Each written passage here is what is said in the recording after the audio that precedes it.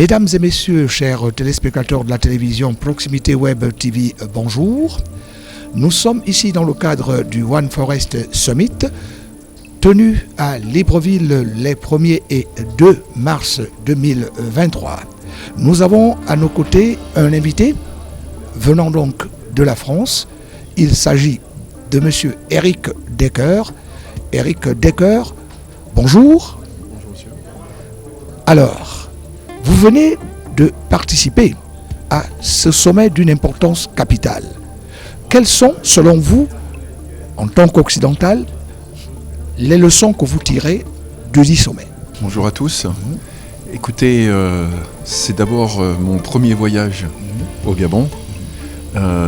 Et c'était un voyage important parce qu'il nous permettait de réunir sous l'égide des deux présidents du Gabon et de la France, en fin de compte, tous les acteurs qui, pour nous, vue du Nord, est une chaîne de valeur entre une géographie locale et puis ensuite des activités industrielles locales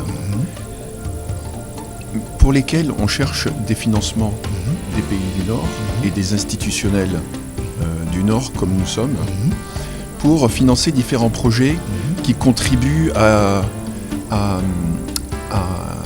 améliorer l'état des forêts et surtout, et c'est ce à quoi je veux arriver, la discussion autour des crédits carbone, puisque c'est un enjeu très important dans le management, dans la gestion des forêts et des océans d'ailleurs, et pour lesquels, vous savez, il y a un marché très important pour l'hémisphère nord, pour contribuer à la décarbonisation des différents portefeuilles ou des activités industrielles. Voilà, justement, vous évoquez, M. Decker, une question qui préoccupe au plus haut point les Africains, c'est celle du crédit carbone. Alors, pour vous, le Gabon est-il un bon élève, oui ou non? Oui, le Gabon fait partie très certainement des meilleurs élèves de la planète en termes de très peu d'activités de déforestation, un pays qui est quasiment couvert à 90% par la forêt. Donc c'est un candidat à l'aide du Nord pour financer un maximum de projets pour préserver la forêt, dont les fruits sont à la fois la séquestration qui est locale, mais qui est représentée par ces unités de crédit carbone qui participent à l'effort via ce financement, à l'effort de décarboner aussi les activités des pays du Nord. Mais ce qui est important de dire, c'est que le fait que le Nord achète des crédits carbone, c'est pas une fin en soi. Ça veut aussi dire que le Nord a pris conscience qu'il devait aider les pays du Sud et est prêt à investir pour protéger les forêts. Je voudrais faire une deuxième remarque parce que très souvent on confond, ou du moins le fait d'acheter des crédits carbone, c'est quelque part se faire bonne conscience et continuer des activités polluantes. Ce n'est pas du tout le cas, puisque vous savez très bien que les pays du Nord sont confrontés à la discussion sur la fin du charbon, de l'utilisation du charbon dans le processus industriel ou l'électricité, ainsi que toutes les autres énergies fossiles. Donc le Nord est sur un chemin de décarboner ses activités, mais on aura toujours besoin de la séquestration des pays du bassin du Congo par exemple. Cela m'amène à vous poser une toute autre question, c'est celle de savoir quels sont les discours que vous avez tenus parallèlement, ou si vous voulez frontalement, vous les Occidentaux et nous les Africains. Quels sont les discours que vous vous êtes tenus pendant ce sommet? Les discours, le discours ou discussions ou échanges, c'est qu'il faut qu'il y ait plus de projets. Il n'y a pas un manque de financement. Par contre, on doit rendre visibles les projets locaux. On doit raccourcir le délai de mise en place des projets, qui est trop long.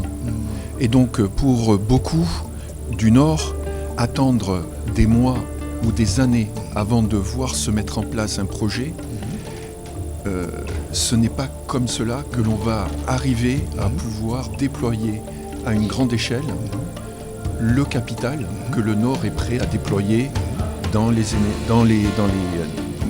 dans les pays du bassin du Congo par exemple. Vous avez dit que c'est la première fois que vous foulez le sol gabonais, Oui. mais le président de la République française, Emmanuel Macron, lui aussi, Oui. arrive pour la première fois à cette occasion au Gabon. Alors, quelle est la signification que vous apportez à cette visite, en dehors du fait qu'elle soit liée au sommet? Ben, je pense que le sommet essaye de remplir plusieurs agendas. Par contre, le fait que le président Macron se déplace, ça veut aussi dire qu'il va faire en sorte de déployer l'ensemble des acteurs français sur le territoire africain. Parce qu'il faut qu'on accélère tout ce que l'on fait. Aujourd'hui, il y a de nouveau des capitaux à déployer, mais ils ne sont pas déployés rapidement. Et c'est ça, c'est vraiment un sujet de frustration je suis sûr, pour les États africains, mais aussi pour les investisseurs, qu'ils voient qu'ils prennent des engagements et que finalement ces engagements prennent très longtemps à se mettre en œuvre. Donc il faut arriver à réduire ce délai de mise en place de projets. Oui, vous parliez tout à l'heure, Monsieur Decker, de financement.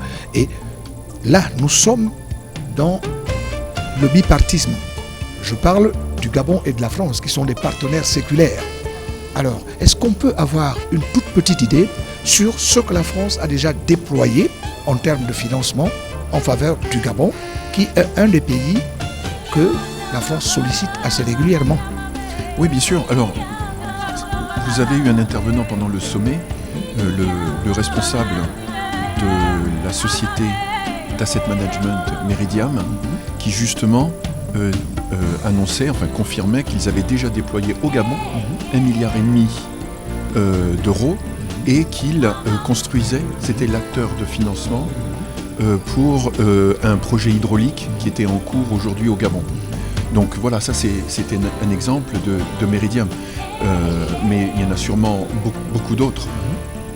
Alors qu'est-ce que maintenant, vous, Français, vous livrez comme message au Gabon, puisque c'est la terre qui a été choisie pour abriter ce One Forest Summit? Le One Forest Summit, l'objectif c'est que, comme je le disais tout à l'heure, le Gabon c'est 90% de forêt, donc vous êtes un bon élève, il faut que l'on commence par les bons élèves, il faut récompenser les bons élèves. Donc ça c'est déjà très important. Et puis ensuite, ce que l'on attend, c'est qu'effectivement, avec ces contacts proches entre votre président et le nôtre, de nouveau d'essayer de mettre les acteurs, tous ceux qui travaillent aujourd'hui, mais de leur dire de travailler moins en silo, plus ensemble. Il faut qu'on accélère l'implémentation des différents projets. C'est tout ce que je peux dire, c'est vraiment le message, c'est ce que l'on attend. D'ailleurs, il y a eu plusieurs tables rondes pendant les 2 jours, et toutes les tables rondes tournaient toujours autour du même message.